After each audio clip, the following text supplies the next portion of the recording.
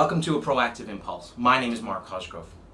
You know, if you've got somebody working for you and they're underperforming, they're not working out as well as you'd like them to, there's really only two reasons. The first reason, of course, is their skill. Do they have the skills necessary to do the job as well as you'd like them to do? Now, you think, well, why wouldn't they? Because quite often we pile more responsibility on people and we don't give them the support to actually understand how to do the job. Maybe you've promoted somebody.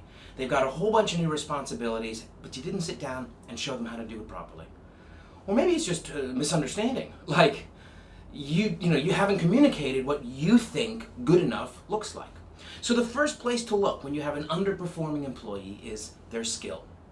The second reason, a little bit more complicated. This is their will, right? So does the person actually have the desire or the motivation to do well at the job? Now, again, you think, well, why wouldn't they? Well, think about the first case. You've piled a whole bunch of new responsibility on somebody and you haven't given them the support, the training, and the mentorship they need to do it well. Pretty soon they're going to become demotivated. That's just one reason. There are many reasons why a person might become demotivated.